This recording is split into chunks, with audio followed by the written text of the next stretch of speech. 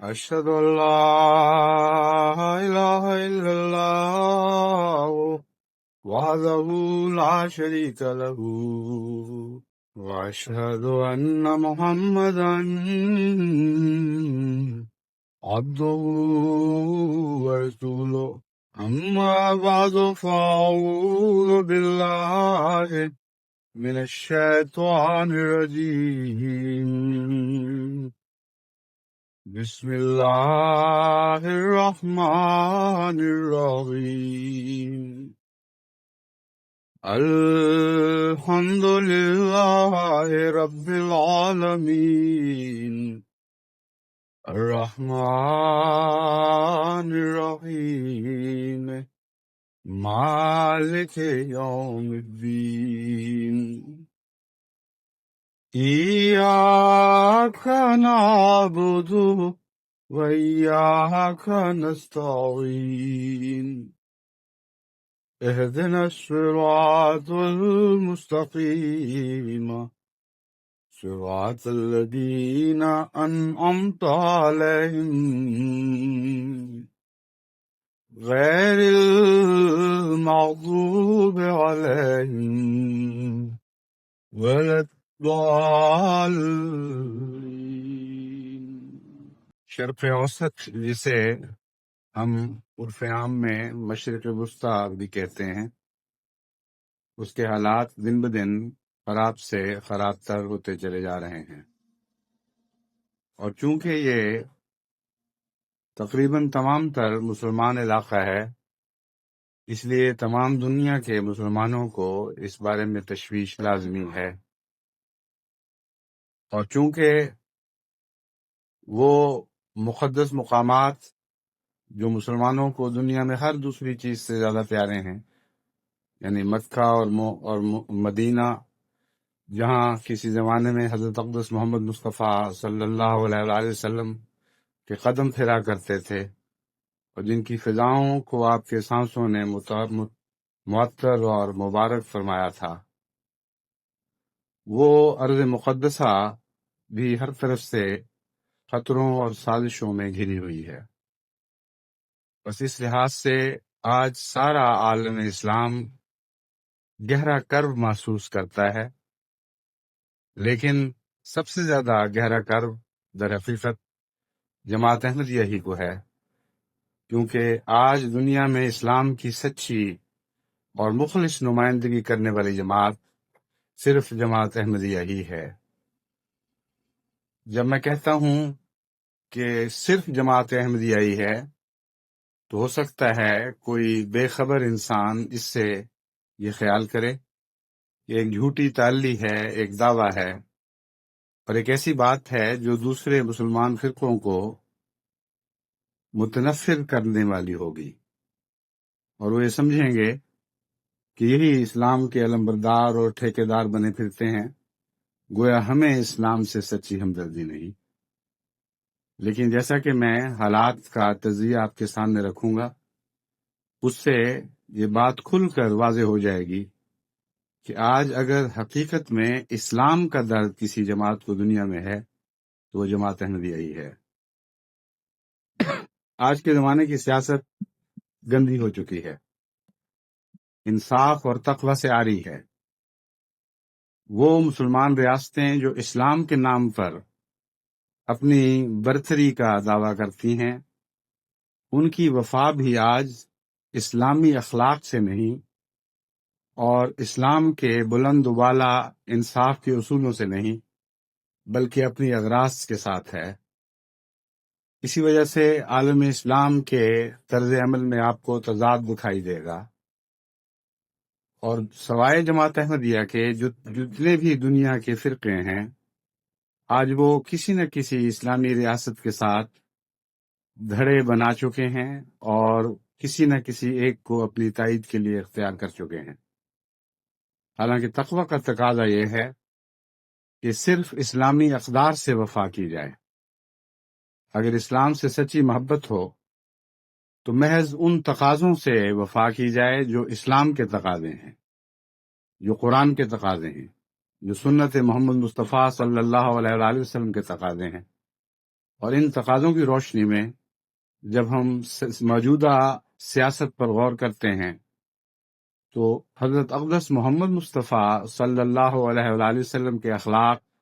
پر نہ مسلمانوں کی سیاست کی بنیاد دکھائی دیتی ہے نہ غیروں کی سیاست کی۔ غیر قومیں انصاف کے نام پر بڑے بڑے دعوی کر رہی ہیں، وہ وہی ہیں جو دنیا میں انصاف کو قائم رکھنے پر مامور کی گئی ہیں، اور ان کے بغیر، ان کی طاقت کے بغیر انصاف دنیا سے مٹ جائے گا۔ اور مسلمان ریاستیں اسلام کے نام پر بڑے بڑے دعوی کر رہی ہیں، مگر جب آپ تفصیل سے دیکھیں تو انصاف کا، یعنی اس انصاف کا جو قرآن کریم پیش کرتا ہے، ایک طرف بھی ان کا فقدان ہے اور دوسری طرف بھی فقدان ہے۔ اب جو صورتحال اس وقت ظاہر ہوئی ہے، میں اب خاص طور پر اس کے حوالے سے بات کرتا ہوں۔ عراق نے کسی شکوے کے نتیجے میں ایک چھوٹی سی ملک کا ریاست پر حملہ کر دیا، اور اس حملے کے نتیجے میں جو مسلمان ریاست پر حملہ تھا، آنن فانن پیشتر سے کہ دنیا باخبر ہوتی، اس پر مکمل قبضہ کر لیا، اور اس کے نتیجے میں اچانک تمام دنیا میں ایک ہیجان برپا ہوا، اور وہ لوگ جو اسی قسم کے دوسرے واقعات پر نہ تکلیف محسوس کیا کرتے تھے، نہ کسی ہیجان میں مبتلا ہوتے تھے، نہ غیر معمولی مدد کے لیے دوڑے چلے آتے تھے، کویت کے لیے ان کی ہمدردیاں اس زور سے چمکی ہیں اور اس شدت کے ساتھ ان کے اندر ہیجان پیدا ہوا ہے کہ اس زمانے کی تاریخ میں اس کی کوئی اور مثال دکھائی نہیں دیتی۔ یہ جو اب تک عرصہ گزر چکا ہے، اس کے دیگر حالات پر تو میں مزید روشنی نہیں ڈالنی چاہتا، جو اخبار بین لوگ ہیں وہ جانتے ہیں کیا ہو رہا ہے، مگر محض اس حوالے سے کہ اسلام کے تقاضے یا اسلامی انصاف کے تقاضوں کا کہاں تک خیال رکھا جا رہا ہے یا کہاں تک موجودہ سیاست ان سے آ رہی ہے، اس پہلو سے میں چند باتیں آپ کے سامنے رکھنا چاہتا ہوں۔ جب امریکہ اور اس کے اتحادیوں نے پوری طرح سے بغداد کی حکومت کو غیر مؤثر کرنے اور گھٹنے ٹیکنے پر مجبور کرنے کے لیے اقدامات شروع کیے، تو دن بدن یہ محسوس ہونے لگا کہ یہ عظیم اسلامی ممالک ایسے خطرناک حالات سے دوچار ہونے والی ہے کہ جس سے نبرد آزما ہونا اس کے بس میں نہیں رہے گا۔ اس وجہ سے مجھے بھی لازماً غیر معمولی طور پر تشویش بڑھتی رہی، اور میں بڑی گہری نظر سے جائزہ لیتا رہا کہ کس قسم کی گفت و شنید چل رہی ہے اور کیا حل پیش کیے جا رہے ہیں۔ حال ہی میں جب شاہ حسین جو شرق اردن کے بادشاہ ہیں، کے شہزادہ بادشاہ ہیں، انہوں نے امریکہ کا دورہ کیا، تو پہلے تو یہ خیال تھا کہ کوئی خط لے کر گئے ہیں، بعد میں سب پتہ لگا کہ خط وقت تو کوئی نہیں، ویسے ہی وہ کچھ پیغامات لے کر، کچھ تجاویز لے کر گئے ہیں۔ اس ضمن میں جو ٹیلی ویژن اور ریڈیو اور اخبارات کے ذریعے امریکہ کے صدر نے اور عراق کے صدر صدام حسین صاحب نے ایک دوسرے کے لیے زبان استعمال کی یا ایک دوسرے پر الزامات لگائے، اس سے اندازہ ہوتا ہے کہ حالات کتنے ہیجان آمیز ہیں اور کس حد تک دنیا کی عظیم مملکتوں کے سربراہ بھی عام وقار سے اتر کر گھٹیا باتوں پر آ جاتے ہیں۔ حیرت ہوتی ہے ان کے بیانات سن کر، کس طرح ایک دوسرے کے اوپر غلیظ زبان استعمال کی جا رہی ہے، جھوٹا، گندے کردار والا، دھوکے باز، اس قسم کے الفاظ۔ اور واقعہ اس کے پیچھے یہ ہے کہ ایک چھوٹی سی ریاست پر، جو ایک مسلمان ریاست تھی، ایک بڑی مسلمان ریاست نے قبضہ کیا ہے۔ ایسے واقعات دنیا میں اتنے بے شمار دوسری جگہ اس سے بہت زیادہ خوفناک صورت میں ظاہر ہوئے ہیں اور ہوتے چلے جا رہے ہیں کہ ان کو اگر پیش نظر رکھا جائے تو یہ واقعہ اس کے مقابل پر کوئی بھی حیثیت نہیں رکھتا۔ لیکن لازماً اس کے پیچھے بہت سے محرکات ہیں جن کے نتیجے میں اس کو اتنا غیر معمولی طور پر اچھالا گیا۔ بہرحال جو قبضہ تو ہو چکا، اس کے بعد اس قبضے کو ہضم کرنے کا معاملہ تھا، اور جتنا شدید رد عمل دنیا میں ظاہر ہوا ہے اس کے نتیجے میں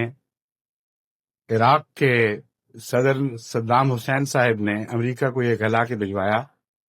کہ اگر تم واقعتاً انصاف چاہتے ہو تو پھر اس سارے علاقے میں انصاف برتا جائے، اور ہم تیار ہیں کہ ہم اپنی چھوٹی بھائی ریاست کی حکومت پہلے کی طرح بحال کرتے ہیں۔ جو لوگ خاندان ان پر اس ریاست پر فائز تھا اس کے سپرد دوبارہ اس ملک کی باغ ڈور کر دیتے ہیں، اور پہلے کی طرح تمام حالات بحال کر دیے جائیں گے۔ اس علاقے میں اور بھی اسی قسم کی باتیں ہیں، اور بھی اسی قسم کے ناجائز قبضے ہیں جو تمہارے اتفاق کے ساتھ یا تمہارے اتحاد اور تمہاری سرپرستی کے ساتھ ہوئے ہیں۔ تم ان کو بھی اس ناجائز تسلط سے آزاد کراؤ۔ مثلا اردن کے مغربی ساحل پر جو یہود کا قبضہ ہے، جسے وہ دن بدن زیادہ مستحکم کرتے چلے جا رہے ہیں، اور اب روسی مہاجرین کو وہاں آباد کر رہے ہیں، انہوں نے کہا کہ اس علاقے پہ بھی غیروں کا قبضہ ہے، بلکہ ایسے غیروں کا قبضہ ہے جو ہم مذہب بھی نہیں، ایسے غیروں کا قبضہ ہے جن سے عرب کو شدید دشمنی ہے، اور اس قبضے کو وہ مستقل صورت دیتے چلے جا رہے ہیں، اور تمہارے مغرب کے اخلاق نے اس ضمن میں کوئی رد عمل نہیں دکھایا۔ مغرب کے انصاف کے تصور کے سر پہ جوں تک نہیں رونی، اس لیے اس کو بھی شامل کرو۔ اور پھر سیریا ایک اسلامی ملک ہے، اس نے لیبنان میں اپنی فوجیں بھیجیں، وہاں تسلط کیا، بار بار جب چاہے وہاں فوجیں بھجواتا ہے، اور جو چاہے وہاں کرتا ہے۔ اس کو بھی باز رکھا جائے اور اس کی فوجوں کو واپسی کے لیے مجبور کیا جائے۔ یہ اس قسم کے جو واقعات اسی علاقے سے تعلق رکھنے والے ہیں ان کو ساتھ ملا کر غور ہونا چاہیے۔ جہاں تک صدام حسین صاحب کی اس بات کا تعلق ہے، نہایت معقول ہے، اور اگر انصاف کے تقاضوں کے پیش نظر بات کرنی ہے تو پھر خصوصیت کے ساتھ اس علاقے میں رونما ہونے والے سارے واقعات کو یکجائی صورت میں دیکھنا ہوگا۔ کچھ اور باتیں بھی اسی تعلق میں ہیں۔ صدام حسین صاحب نے اگر انصاف اور تقوی کی نظر سے دیکھا جائے تو کویت پر حملہ کیا اس کی کوئی جائز وجہ نہیں ہے، لیکن جیسا کہ بیان کیا گیا ہے اس سے کم جائز وجہ یہودیوں کے پاس ہے کہ وہ اردن کے مغربی ساحل پر قبضہ مستقل بنا لیں اور اس علاقے کو ہتھیا لیں، ہمیشہ کے لیے ہتھیا لیں۔ لیکن اس کے علاوہ بھی بعض مظالم ان کی طرف منسوب ہوئے۔ مثلا مغربی پریس نے یہ بہت ہی بڑھا چڑھا کر بات پیش کی کہ ایک انگریز کو انہوں نے نکلنے کی کوشش میں سرحد سے پار کرتے ہوئے، یعنی ملک چھوڑنے کی کوشش میں گولیوں سے ہلاک کر دیا۔ یہ ایک واقعہ ہے۔ اس کے مقابل پر لیبنان میں یا دیگر علاقوں میں جو یہود نے مسلسل مظالم کیے ہیں، اور پھر یہودی ہوائی جہازوں نے عراق ہی کے ایٹمی پلانٹس کو جس طرح دن دہاڑے بڑی بے حیائی کے ساتھ تباہ و برباد کیا، ان سارے واقعات کو مغربی دنیا نے نظر انداز کیا ہوا ہے، اور ایک انگلی تک نہیں اس کے خلاف اٹھائی۔ ایک شخص مارا جاتا ہے ایک علاقے میں، اس کے اوپر ساری دنیا کے اخبارات، ریڈیو، ٹیلی ویژن پر شور پڑ جاتا ہے کہ ظلم کی حد ہو گئی ہے۔ ہزارہ بوڑھے، بچے، جوان بالکل مظلوم حالت میں جب نہتے ہیں جو پڑے ہوئے کیمپوں میں، ان کو تہہ تیگ کر دیا جاتا ہے، اور بچوں کے سر پتھروں سے ٹکرا کر پھوڑے جاتے ہیں۔ بلبلاتی ہوئی ماؤں کے سامنے ان کے بچے ذبح کیے جاتے ہیں، اور پھر ان ماؤں کی باری آتی ہے۔ اتنا ہولناک واقعہ ایک لیبنان کے قریب کیمپ میں گزر گیا ہے اور اس پر کسی نے کوئی شور نہیں مچایا. تو سوال یہ ہے کہ کیا یہ انصاف کی باتیں ہیں یا اور باتیں ہیں؟ محرکات اگر انصاف پر مبنی ہیں تو پھر انصاف تو ایک ہی نظر سے سب دنیا کو دیکھتا ہے. انصاف کے پیمانے بدلا نہیں کرتے. اسی طرح عراق میں یہ مشہور کیا گیا کہ بعض انگریز ایئر ہوسٹسز کے ساتھ وہاں کے فوجیوں نے انتہائی بہیمانہ سلوک کیا اور ان کی آبرو ریزی کی،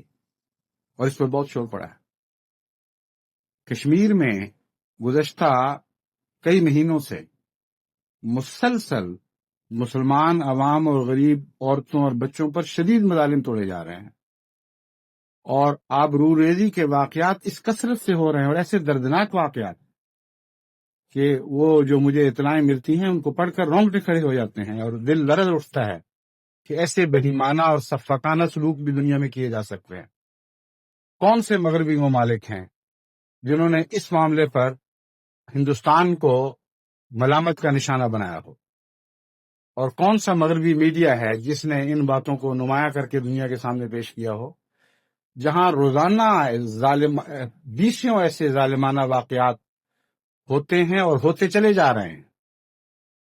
ان سے آنکھیں بند ہیں. اور یہ واقعہ جو عراق میں کہا جاتا تھا کہ ہوا ہے، اس کے اوپر اتنا شور پڑا، اور اس شور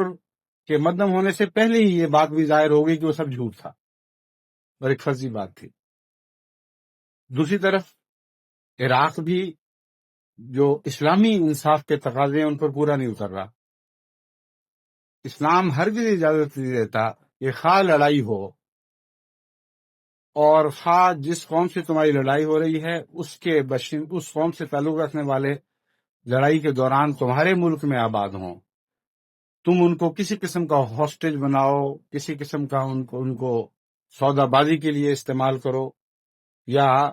کوئی ایسا ظلم ان پر کرو جو تقوی کے خلاف ہے. یعنی ظلم فی ذاتی تقوی کے خلاف ہے. مراد یہ ہے کہ ان کے ساتھ ہر قسم کی زیادتی سے اسلام منع کرتا ہے.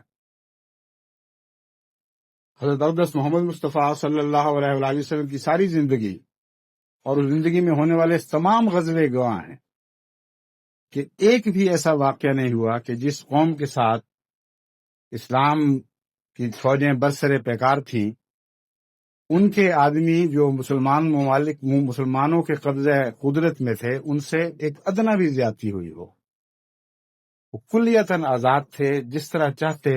زندگی بسر کرتے، اور کسی ایک شخص نے، فرد واحد نے بھی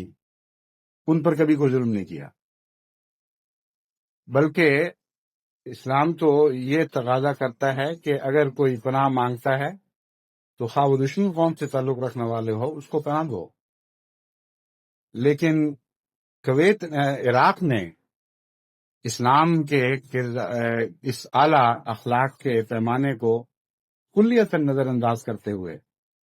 اعلان کیا کہ تمام برٹش قوم سے تعلق رکھنے والے جو کسی حیثیت سے کویت میں یا عراق میں زندگی بسر کر رہے تھے، اور تمام امریکن جو ان علاقوں میں موجود تھے، ان کو نہ ملک چھوڑنے کی اجازت ہے، نہ اپنے گھروں میں رہنے کی اجازت ہے، وہ فلاں فلاں ہوٹل میں اکٹھے ہو جائیں. اسی طرح دیگر غیر ملکیوں کو بھی جو اسلامی ممالک سے تعلق رکھنے والے ہیں، ان کو بھی باہر نکلنے کی اجازت نہیں. اب ظاہر بات ہے کہ جس طرح یہ معاملہ آگے بڑھ رہا ہے، ان کو ہاسٹیجز کے طور پر استعمال کیا جائے گا. اب یہ بات اپنی ذات میں کلیتاً اسلامی اخلاق کو درکنار عام دنیا کے مروجہ اخلاق کے بھی خلاف ہے. اس لیے اخلاق ہیں کہاں؟ آج کی سیاست میں کون سا ایسا ملک ہے، خواہ وہ اسلامی ہو یا غیر اسلامی ہو، جس کے متعلق ہم یہ کہہ سکتے ہوں کہ یہ تقوی کے اعلیٰ معیار پر پورا اترتا ہو یا اسلامی اخلاق کے ادنا معیار پر بھی پورا اترتا ہو؟ رکھنے ہیں ہر طرف. اب یہ حال ہی میں جو یونائٹڈ نیشنز کے ریزولوشنز کو بہانہ بنا کر تمام طرف سے عراق کا عراق کے اوپر کا بلاکیٹ کیا گیا، یعنی فوجی اقدام کے ذریعے عراق میں چیزوں کا داخلہ بھی بند کیا گیا اور وہاں سے چیزوں کا نکلنا بھی بند کیا گیا۔ اس میں دو قسم کی اخلاقی زیادتیاں ہوئی ہیں جو بہت ہی خطرناک ہیں۔ ایک یہ کہ یونائٹڈ نیشنز نے ہرگز کھانے پینے کی اور ضروریات زندگی کی اشیاء کو بائیکاٹ میں شامل نہیں کیا تھا۔ دوسرے، یونائٹڈ نیشنز نے ہرگز یہ فیصلہ نہیں کیا تھا کہ اگر کوئی ملک بائیکاٹ نہ کرنا چاہے تو اسے زبردستی بائیکاٹ کرنے پر مجبور کیا جائے۔ اب ان دونوں باتوں میں امریکہ بھی اور انگلستان بھی یہ کھلی کھلی دھاندلی کر رہے ہیں۔ ایک طرف عراق پر بد اخلاقی کا الزام ہے جو ہم مانتے ہیں کہ اسلامی نقطہ نظر سے بد اخلاقی ہے، لیکن دوسری طرف اس دوسرے سانس میں خود ایک ایسی خوفناک بد اخلاقی کے مرتکب ہوتے ہیں جو بظاہر ڈپلومیسی کی زبان میں لپٹی ہوئی اور اتنی نمایاں طور پر خوفناک دکھائی نہیں دیتی، مگر امر واقعہ یہ ہے کہ بغداد کی حکومت نے جو 4000 انگریز اور 2000 امریکن یا اس کے لگ بھگ جتنے بھی ہیں ان لوگوں کو پکڑ کر اپنے پاس ہاسٹیج کے طور پر رکھا ہوا ہے۔ اگر ان سب کو بالآخر خدا نہ خواستہ ظالمانہ طور پر وہ ہلاک بھی کر دیں تو بھی یہ ظلم جو انگریز اور امریکہ مل کر بغداد عراق پر کر رہے ہیں یہ اس سے بہت زیادہ بھیانک جرم ہے۔ وجہ یہ ہے کہ اب اس جرم کے دائرے میں، یعنی اس جرم کے نشانے کے طور پر جارڈن کو بھی شامل کیا جا رہا ہے۔ شرق اردن ایک ایسا ملک ہے جو ہمیشہ مغرب کا وفادار رہا ہے، بلکہ قابل شرم حد تک وفادار رہا ہے، اور سب سے زیادہ وفادار اس علاقے میں جو اسلامی ریاست تھی وہ یہی ریاست تھی۔ ویسے تو سعودی عرب ان سے زیادہ بڑھ کر ہے وفا میں، لیکن اس کا معاملہ صرف وفا کا نہیں، سعودی عرب کے تمام مفادات امریکن مفادات کے ساتھ ہم آہنگ ہو چکے ہیں اور ایک ہی چیز کے دو نام بنے ہوئے ہیں، اس لیے وہاں وفا کا سوال نہیں۔ مگر شرقی اردن جو ایک چھوٹا ملک ہے یہ واقعتاً اس ایک لمبے عرصے سے مغربی دنیا کا مشہور وفادار ملک چلا آ رہا ہے۔ انگریزوں کے ساتھ بھی بڑے گہرے دوستانہ بلکہ برادرانہ مراسم، امریکنوں کے ساتھ بھی، اور اب ان کی اپنی فہرستوں میں اس ملک کا نام ہمیشہ وفاداروں میں سر فہرست رکھا جاتا رہا۔ شرق اردن کی مشکل یہ ہے کہ اگر وہ عراق کے ساتھ اقتصادی بائیکاٹ کرے تو خود مرتا ہے اور اس کے لیے زندگی کا کوئی اور چارہ نہیں رہتا، اور پھر اگر اس کے نتیجے میں عراق اسے بہانہ بنا کر اس پر قبضہ کرنا چاہے تو اس کے شرق اردن میں اتنی طاقت بھی نہیں کہ چند گھنٹے اس کا مقابلہ کر سکے، اس لیے ان کی یہ مجبوری ہے۔ مگر اس مجبوری کو کلیتاً نظر انداز کرتے ہوئے مغرب نے شرق اردن کو بھی اپنے جرم کا نشانہ بنانے کا فیصلہ کر لیا ہے، اور یہ دھمکیاں دی جا رہی ہیں کہ اگر تم نے عراق کا بلاکیٹ کرنے میں ہماری مدد نہ کی تو ہم تمہارا بلاکیٹ کریں گے، اور اس بلاکیٹ میں چونکہ خوراک شامل ہے اس لیے بے شمار انسانوں کو ایڑیاں رگڑا کر بھوکوں مارنے کا منصوبہ ہے، یہاں تک کہ وہ کلیتاً ذلیل اور رسوا ہو کر اپنے ہر موقف سے پیچھے ہٹ جائے، خواہ وہ مبنی بر انصاف ہو یا مبنی بر انصاف نہ ہو۔ اور صرف یہی نہیں، اس کے بعد اور بھی بہت سے بد ارادے ہیں جن کے تصور سے بھی انسان کی روح کانپ اٹھتی ہے۔ اس لیے کہاں انصاف ہے؟ سوال یہ ہے۔ مغربی دنیا چونکہ ڈپلومیسی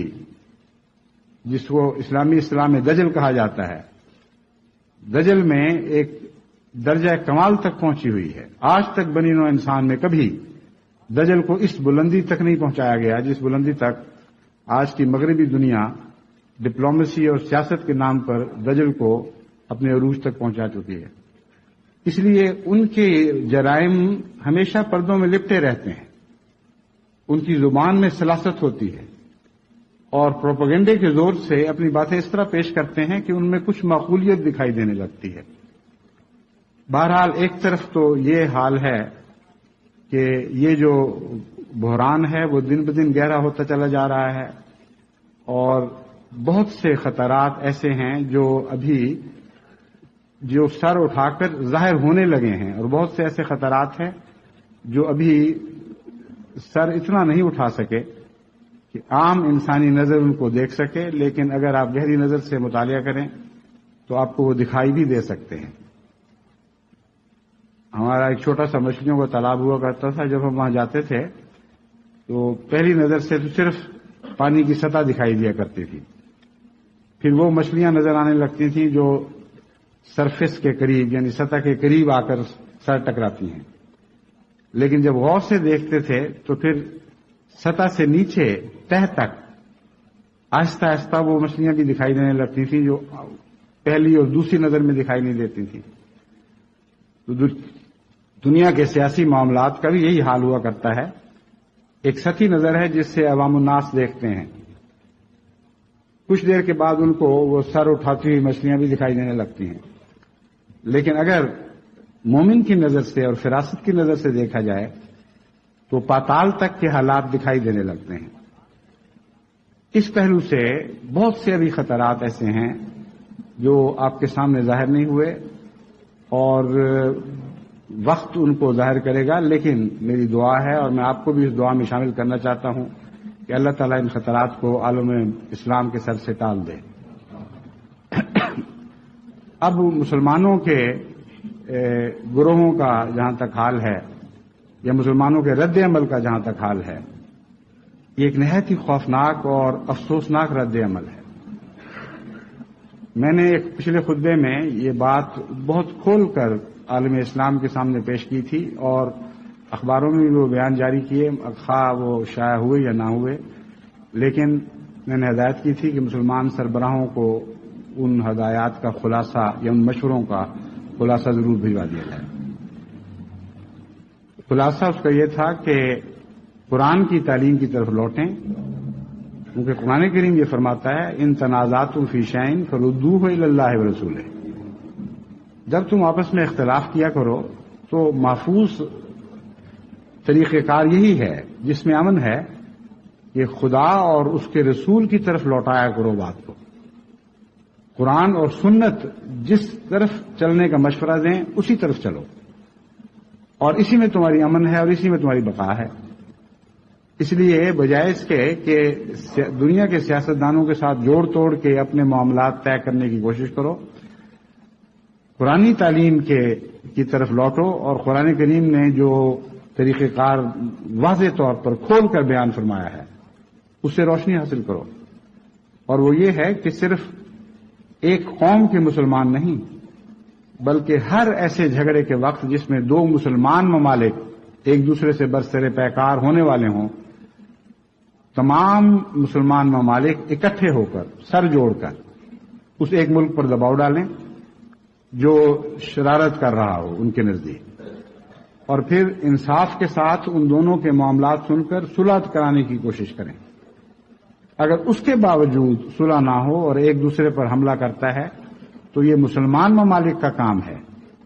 کہ وہ اس ایک ملک کا مقابلہ کریں، اور غیروں سے مدد کا کہیں ذکر نہیں فرمایا گیا۔ اگر اس تعلیم کو پیش نظر رکھا جاتا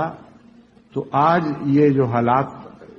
بد سے بدتر صورت اختیار کر چکے ہیں اور نہایت ہی خطرناک صورت اختیار کر چکے ہیں، ان کی بالکل اور کیفیت ہوتی۔ قرآن کریم کی اس تعلیم سے میں یہ سمجھتا ہوں اور مجھے کامل یقین ہے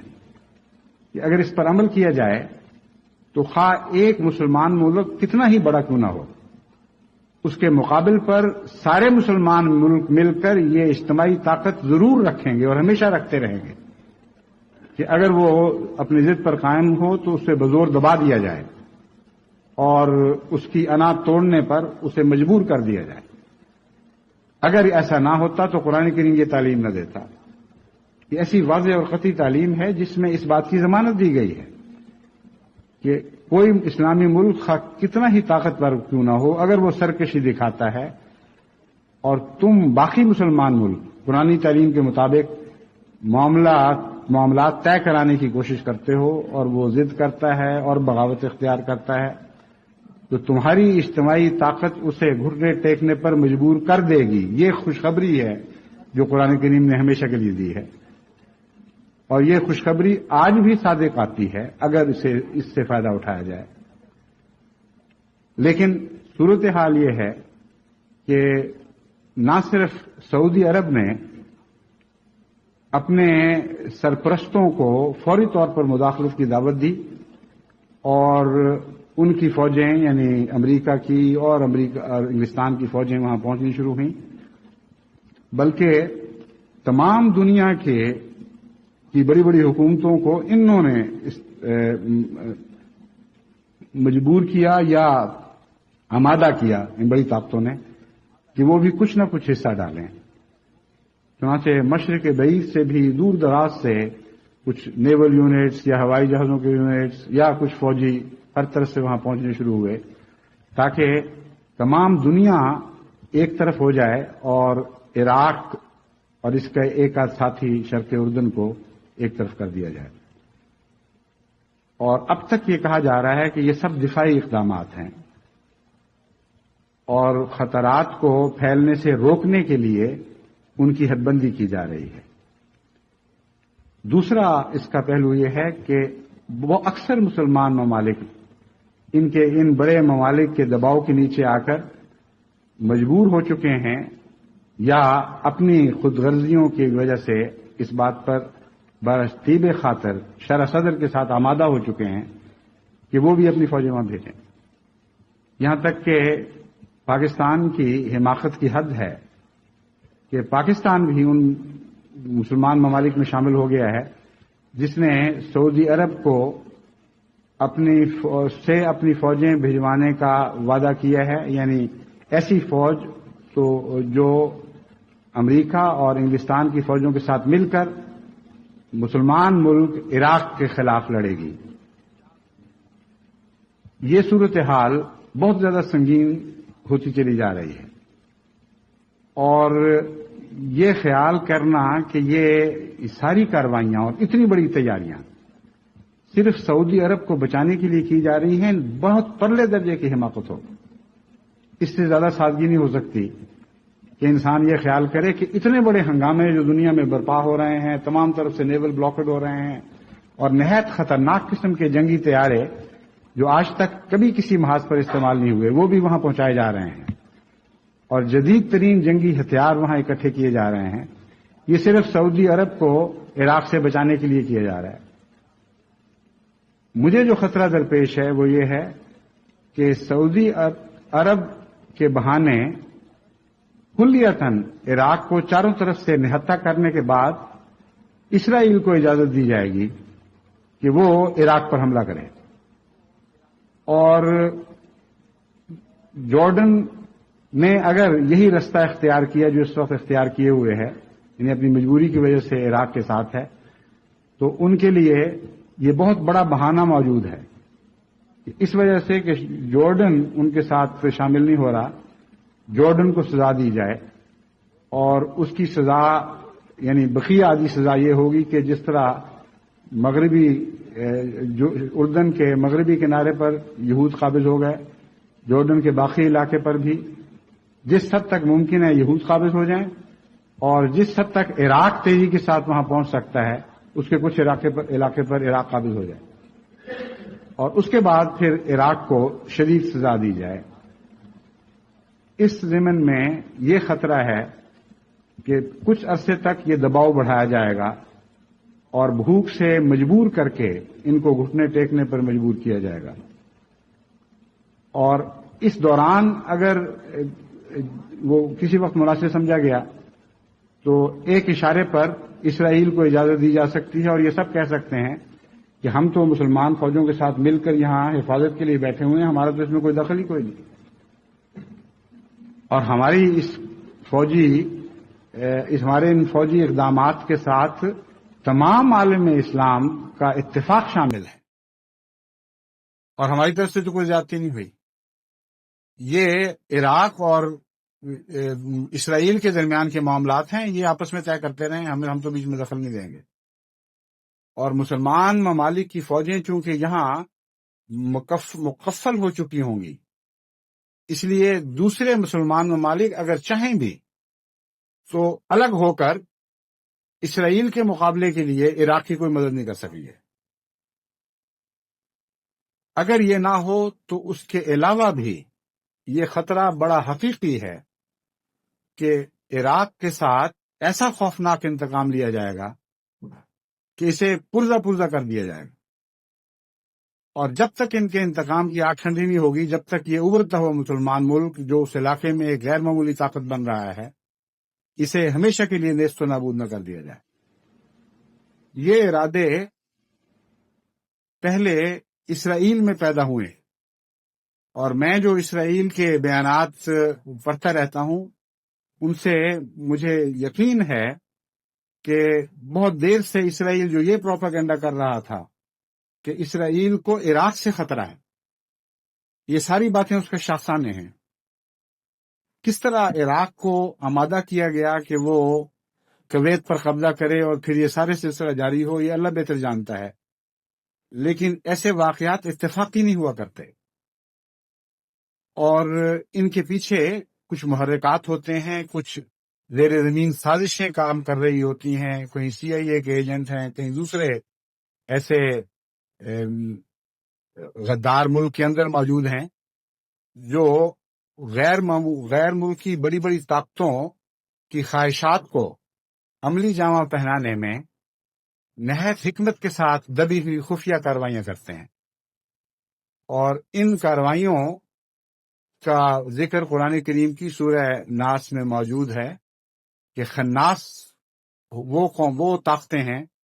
جو ایک شرارت کا بیج بو کر خود پیچھے ہٹ جاتی ہیں،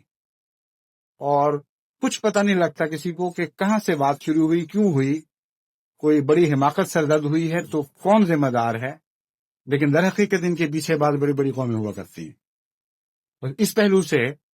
یہ حالات نہایت ہی خطرناک صورت اختیار کر چکے ہیں۔ اب آپ عالم اسلام کا تاریخی پس منظر میں جائزہ لے کے دیکھیں تو آپ کو معلوم ہوگا کہ ہمیشہ اسلام کی تو قوت کو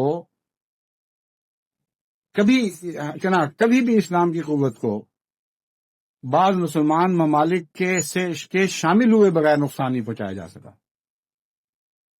ساری اسلامی تاریخ کھلی اس بات کی گواہ پڑی ہے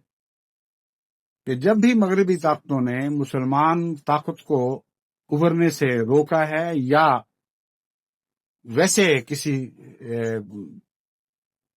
ظاہری یا مخفی جنگی کارروائی کے ذریعے ان کو پارا کیا ہے یا نقصان پہنچایا ہے، تو ہمیشہ بعض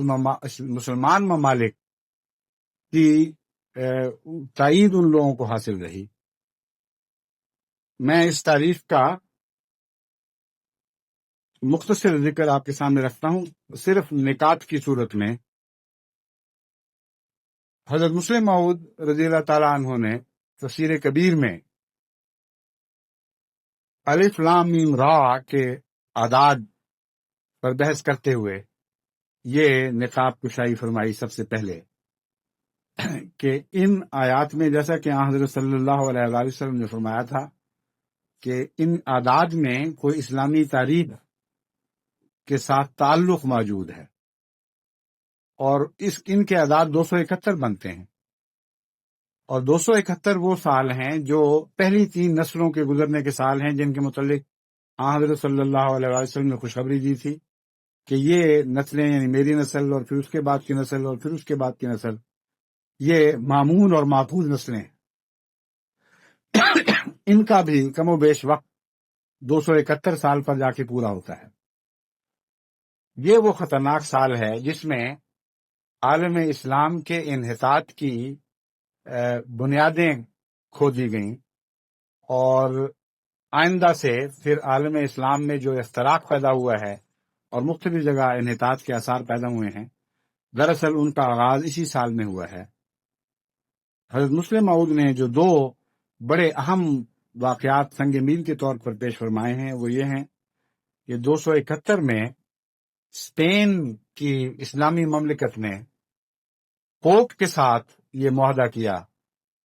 کہ بغداد کی حکومت کو تباہ کرنے میں اور ان کو شکست دینے میں پوپ اسپین کی اسلامی مملکت کی تائید کرے گا۔ اور اس زمانے میں چونکہ پوپ کا اثر مغربی سیاسی دنیا پر غیر معمولی طور پر زیادہ تھا، بلکہ بعض پہلوؤں سے یہ کہا جا سکتا ہے کہ پوپ ہی کی حکومت تھی، اس لیے ایک بہت ہی بڑا خطرناک معاہدہ تھا، اور یہ ایسی سازش تھی جیسے آج سعودی عرب تمام مغربی طاقتوں کے ساتھ مل کر یہ فیصلہ کرے کہ ایک اسلامی ملک کو تباہ کر دیا جائے، اور وہ اسلامی ملک پھر وہی ملک ہو جس کا دارالخلافہ بغداد ہے۔ دوسری طرف بغداد نے 272 یا 273 ہجری میں قیصر روم کے ساتھ یہ معاہدہ کیا کہ وہ قیصر روم اور بغداد کی حکومت یعنی عراق کی حکومت، اس وقت تو عراق سے یہ نہیں کہہ سکتے کہ عراق کے علاوہ بھی اسلامی مملکت پھیلی ہوئی تھی،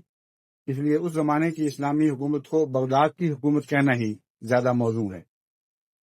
تو بغداد کی حکومت اور قیصر روم کی طاقت مل کر اسپین کی اسلامی مملکت کو تباہ کر دیں گے۔ بس یہ وہ سال ہے جو آئندہ کے لیے ہمیشہ کے لیے مسلمانوں کو کہ امن کو تباہ و برباد کرنے کے لیے ہلاکتوں کے رستے کھولنے والا سال تھا۔ اور اس کے بعد جب بھی بڑے بڑے واقعات اسلامی مملکتوں پر گزرے ہیں، ہمیشہ غیروں کی سازشوں میں بعض مسلمان ممالک ضرور شامل رہے ہیں۔ ہلاکو خان کے ذریعے 1258 میں بغداد کو تباہ کروایا گیا، یعنی تقدیر نے کروایا یا جو بھی حالات تھے، ان میں بھی تاریخ سے ثابت ہے کہ اس وقت المستعصم، جس کی جو آخری عباسی خلیفہ تھا اور بہت کمزور ہو چکا تھا، اس کے وزیر اعظم نے مجھے جہاں تک یاد ہے غالباً وزیر اعظم تھے، اور وہ شیعہ مسلک سے تعلق رکھتے تھے، اور وہ ناراض تھے المستعصم سے اس وجہ سے کہ انہوں نے بعض نہایت ظالمانہ کارروائیاں شیعوں کے خلاف کی۔ یہ درست ہے کہ وہ کارروائیاں ظالمانہ تھیں اور ان کا کوئی حق المستعصم کو نہیں پہنچتا تھا، لیکن اس کا بدلہ انہوں نے اس طرح اتارا کہ ہلاکو خان جو اپنے ایک تسخیر کے دورے پر تھا، لیکن یہ خوف محسوس کرتا تھا کہ بغداد پر حملہ کرنا شاید معقول نہ ہو اور شاید اس کے اچھے نتائج نہ نکلیں، اس کو اس وزیر نے پیغام بھجوایا کہ تمہیں معلوم نہیں، اس مملکت کا صرف روب ہی روب ہے، اندر سے کھوکھلی ہو چکی ہے، اور بعض اور ایسے اقدامات کیے جن کے نتیجے میں فوج کو منتشر کروا دیا گیا۔ زیادہ جو فوج رکھی گئی تھی اس کے مطابق بادشاہ کو کہا گیا کہ خزانہ اس کا بار برداشت نہیں کر سکتا، اس لیے اس کو کم کر دو۔ کچھ فوج کو ایسی سرحدوں کی طرف بھجوا دیا گیا جہاں سے کوئی خطرہ نہیں تھا۔ غزے کے ہلاکو خان کو دعوت دے کر بلوایا گیا، اور وہ جو بے انتہا خوفناک بربادی بغداد کی اور اس اسلامی حکومت کی ہوئی ہے، اس کی تفاصیل میں جانے کا موقع نہیں، اکثر لوگوں نے یہ سنے واقعات سنے ہوں گے، اور اس پر بعض دردناک ناول بھی لکھے گئے۔ بہرحال یہ دنیا کا معروف ترین تاریخی واقعہ ہے۔ یہ واقعہ 637 ہجری میں گزرا ہے، اور اس وقت بھی ایک مسلمان ملک کے اندر سے ہی بعض مسلمانوں نے غیر قوموں سے سازش کر کے بغداد پر حملہ کروایا۔ اس کے بعد تیمور لنگ کے ہاتھوں 1386 میں بڑی بھاری تباہی مچائی گئی، اور اس وقت بھی مسلمانوں کے نفاق اور اختراق کا نتیجہ تھا کہ تیمور لنگ کو یہ موقع میسر آیا کہ وہ ایک دفعہ پھر بغداد کی اینٹ سے اینٹ بجا دے اور اس مملکت کو تباہ و برباد کر دے۔ تیسری دفعہ ترکوں کے ہاتھوں 1638 میں بغداد کی حکومت کو برباد کیا گیا، اور یہ بھی ایک مسلمان حکومت تھی جو مسلمان حکومت کے خلاف برسر پیکار تھی۔ اس کے بعد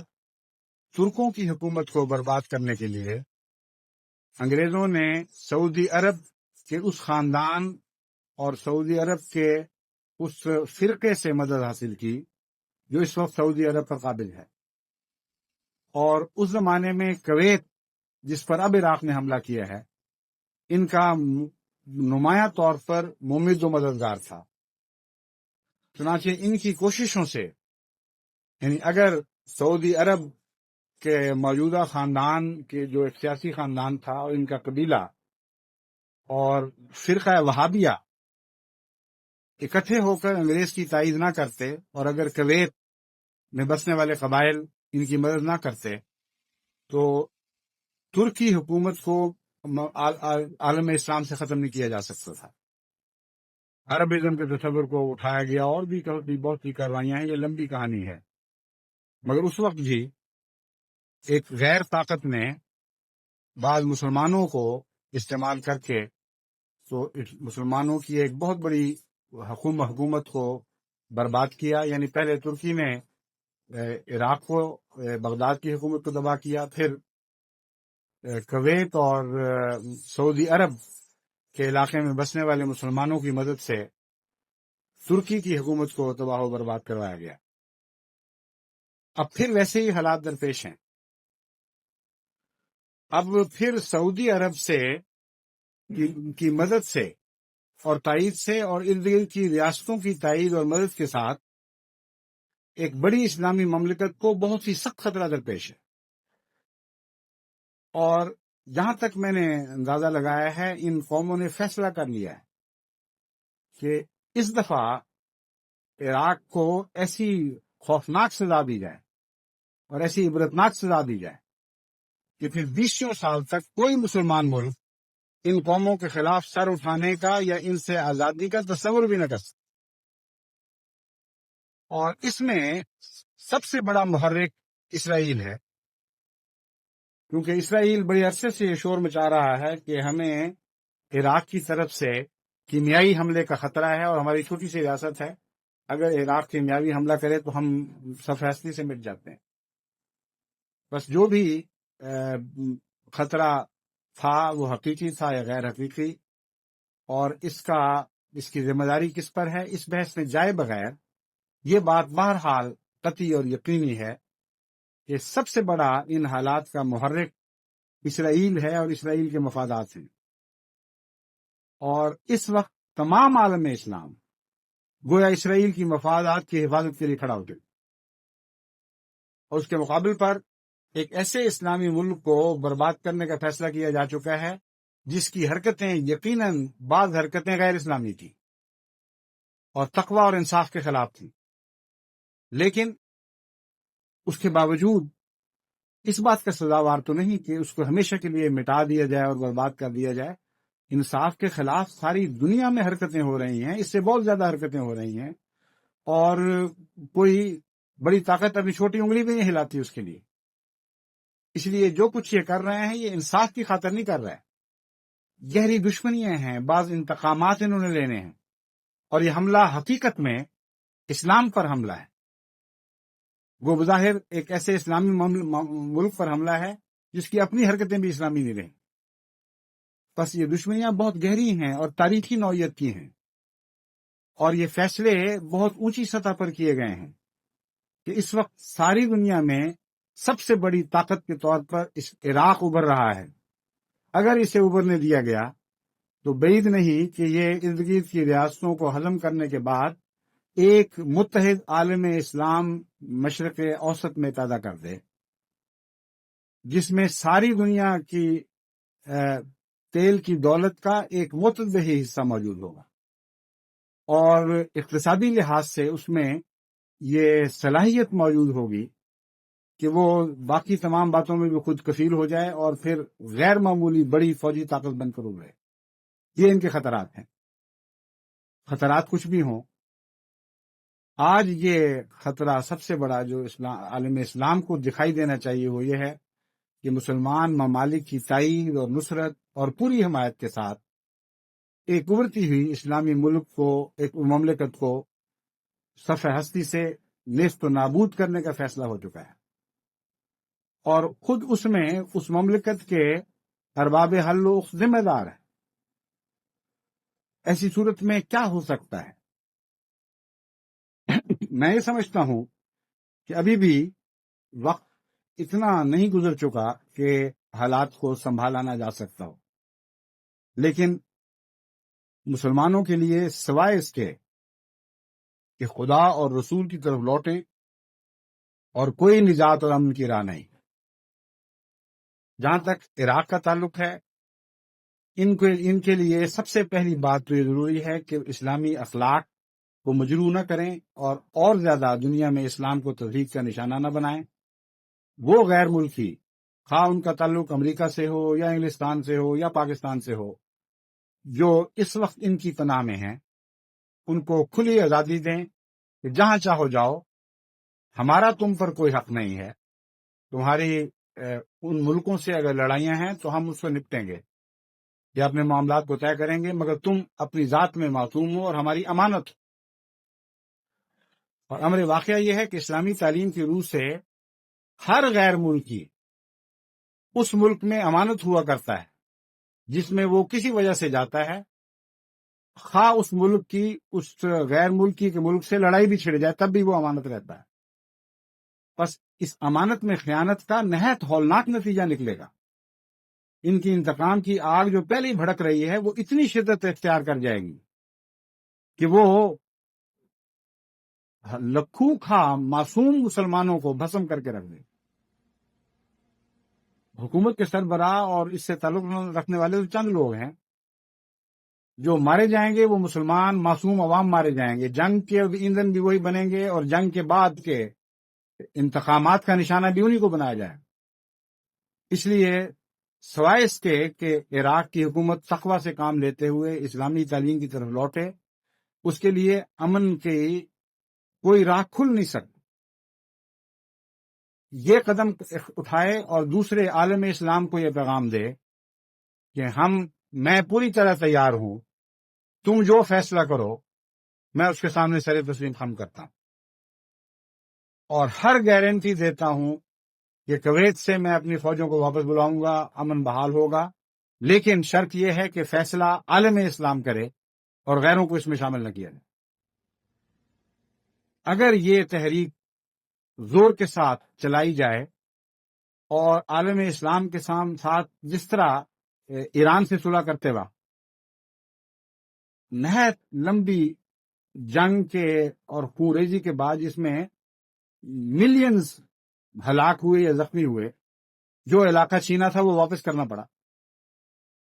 اگر یہ ہو سکتا ہے تو خون ریزی سے پہلے کیوں یہ ایسا اقدام نہیں ہو سکتا؟ اس لیے دوسرا قدم عراق کے لیے ضروری ہے کہ کویت سے اپنا ہاتھ اٹھا لے اور عالم اسلام کو یقین دلائے کہ جس طرح میں نے ایران سے صلح کی ہے، اسلام دشمن طاقتوں سے نبردآزما ہونے کی خاطر، ان کے ظلم سے بچنے کے لیے میں تم سب سے صلح کرنی چاہتا ہوں، اور یہ ظلم صرف مجھ پر نہیں ہوگا، ہم پر نہیں ہوگا، بلکہ سارے عالم اسلام پر ہوگا۔ اسلام کی طاقت 20 سال تک بالکل کچلی جائے گی اور اسلامی مملکتیں پارا پارا ہو جائیں گی، اور کاملتاً غیروں پر ان کو انحصار کرنا پڑے گا۔ اتنے خوفناک بادل اس وقت گرج رہے ہیں اور ایسی خوفناک بجلیاں چمک رہی ہیں کہ اگر ان لوگوں کو نظر نہیں آ رہی تو میں حیران ہوں کہ کیوں ان کو دکھائی نہیں دیتی۔ نہ ان کا شور سنائی دے رہا ہے ان کو، نہ وہ خطرات دکھائی دے رہے ہیں، اور جاہلوں کی طرح دو حصوں میں بٹ کر ایک دوسرے کے خلاف نبردآزما ہوئے ہیں۔ اور ضروری ہے کہ عراق یہ پیغام دے اور بار بار یہ پیغام ریڈیو ٹیلی ویژن پہ اوپر نشریات کے ذریعے تمام عالم اسلام میں پہنچایا جائے کہ ہم واپس ہونا چاہتے ہیں، ہم اپنی غلطی کو تسلیم کرتے ہوئے عالم اسلام کی عدالت کے سامنے سر تسلیم خم کرتے ہیں، لیکن غیروں کو شامل نہ کرو۔ یہ ایک ایسی اپیل ہے جس کے نتیجے میں تمام مسلمان رائے عامہ اتنی شدت کے ساتھ عراق کے حق میں اٹھے گی کہ یہ حکومتیں جو ارادتاً بدنیتوں کے ساتھ بھی غیروں کے ساتھ تعلقات بڑھانے پر مجبور ہیں، وہ بھی مجبور ہو جائیں گی۔ اس اپیل کا صحیح جواب ہے، اور اگر نہیں دیں گی تو پھر اگر یہ خدا کی خاطر کیا جائے اور خدا کی تعلیم کے پیش نظر اسلامی تعلیم کی طرف لوٹا جائے تو اللہ تعالیٰ خود ضامن ہوگا، اور یقیناً خدا تعالیٰ عراق کی ان خطرات سے حفاظت فرمائے گا جو خطرات اس وقت عراق کے سر پر منڈلا رہے ہیں۔ ہماری تو ایک درویشانہ اپیل ہے، ایک نصیحت ہے غریبانہ، اگر کوئی دل اسے سنے اور سمجھے اور قبول کرے تو اس کا اس میں فائدہ ہے، کیونکہ یہ قرآنی تعلیم ہے جو میں پیش کر رہا ہوں۔ اور اگر تکبر اور رعونت کی راہ سے ہماری اس نصیحت کو رد کر دیا گیا تو میں آج آپ کو متنبہ کرتا ہوں کہ اتنے بڑے خطرات عالم اسلام کو درپیش ہونے والے ہیں کہ پھر مدتوں تک سارا عالم اسلام نوح کنا رہے گا اور روتا رہے گا اور دیواروں سے سر ٹکراتا رہے گا، اور کچھ چارہ نہیں جائے گا، کوئی پیش نہیں جائے گی کہ ان کھوئی ہوئی طاقتوں اور وقار کو حاصل کر لیں جو اس وقت عالم اسلام کا دنیا میں بن رہا ہے اور بن سکتا ہے۔ عملاً اس وقت اسلام کی مسلمان ممالک ایک ایسی منزل پہ پہنچ چکے ہیں جہاں سے اگر خاموشی اور حکمت کے ساتھ اور فساد مچائے بغیر وہ آگے قدم بڑھائیں تو اگلے 10 یا 15 سال کے اندر عالم اسلام اتنی بڑی طاقت بن سکتا ہے کہ غیر اس کو ٹیڑھی نظر سے نہیں دیکھ سکیں گے، اور چاہیں بھی تو ان کی پیش نہیں جائے گی۔ اور اگر آج ٹھوکر کھائی اور آج غلطی کی تو ایک ایسی خطرناک منزل ہے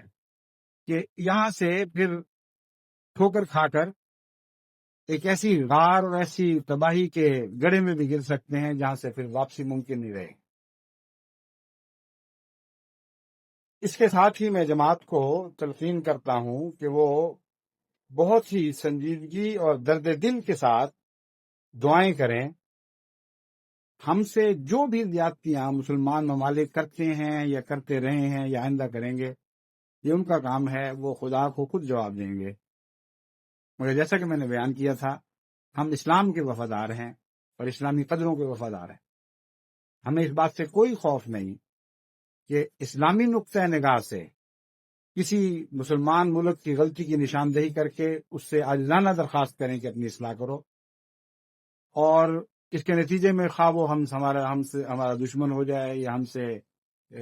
بعد ازاں انتقامی کارروائیوں کی سوچے، ہمیں اس بات کی کوئی پرواہ نہیں، کیونکہ ہمارا یہ طرز عمل خالصتاً للہ ہے۔ ہم جانتے ہیں کہ آج اسلام کی روح قرآن اور سنت محمد مصطفیٰ صلی اللہ علیہ وسلم میں ہے۔ اگر قرآن اور رسول اللہ صلی اللہ علیہ وسلم کی سنت سے محبت ہے تو لازماً اس روح کی ہمیں حفاظت کرنی ہوگی، اور اس روح کی حفاظت کے لیے تمام دنیا کے احمدی ہر قسم کی قربانی کے لیے تیار ہیں۔ حق بات سے وہ باز نہیں آئیں گے، اور دنیا کی کوئی طاقت ان کو حق بات سے باز نہیں رکھ سکتی۔ اور ایسی حق بات جو سراسر کسی کے فائدے میں ہو، اگر اس سے کوئی ناراض ہوتا ہے تو پھر ہماری پناہ ہمارے خدا میں ہے، ہمارا توکل ہمارے مولا پر، اور ہمیں دنیا کی سیاستوں سے کوئی خوف نہیں۔ اس ضمن میں آپ کو ایک خوشخبری بھی دینا چاہتا ہوں کہ جو نصیحت میں نے کی ہے، یہ نصیحت حقیقت میں آج میرے مقدر میں تھی کہ میں ضرور کروں، اور خدا نے اس کا آج سے بہت پہلے فیصلہ کر لیا۔ چنانچہ حضرت اقدس مسیح موعود علیہ الصلوۃ والسلام حمامۃ البشریٰ میں یہ لکھتے ہیں کہ ان ربی قد بشرنی فی العرب والہمنی ان امونہم واريهم طریقہم واصلح لهم شؤونہم، یعنی میرے رب نے عرب کی نسبت مجھے بشارت دی ہے اور الہام کیا ہے کہ میں ان کی خبرگیری کروں اور ٹھیک راہ بتاؤں اور ان کا حال درست کروں، اور انشاءاللہ آپ مجھے اس معاملہ میں کامیاب و کامران پائیں گے۔ بس خدا تعالیٰ نے حضرت مسیح موعود علیہ الصلوۃ والسلام کو جس فریضہ کی ادائیگی پر مامور فرمایا، آج آپ کے ادنا غلام کی حیثیت سے میں آپ کی نمائندگی میں اس فریضے کو ادا کر رہا ہوں، اور میں اس الہام کی خوشخبری کی روشنی میں تمام عالم اسلام کو بشارت دیتا ہوں کہ اگر وہ ان عاجزانہ غریبانہ نصیحتوں پر عمل کریں گے تو بلا شبہ کامیاب اور کامران ہوں گے، اور دنیا میں بھی سرفراز ہوں گے اور آخرت میں بھی سرفراز ہوں گے۔ لیکن اگر خدا نخواستہ انہوں نے اپنے عارضی مفادات کی غلامی میں اسلام کے مفادات کو پرے پھینک دیا اور اسلامی تعلیم کی پرواہ نہ کی، تو پھر دنیا کی کوئی طاقت ان کو دنیا اور خدا کے غضب سے بچا نہیں سکے گی۔ اللہ تعالیٰ عالم اسلام کی طرف سے ہماری آنکھیں ٹھنڈی کرے اور ہمارے دل کو فرت نصیب فرمائے، اور ہماری تمام بے قراریاں اور کروب دور فرمائے جن میں آج مجھے یقین ہے کہ ہر احمدی کا دل مبتلا ہے۔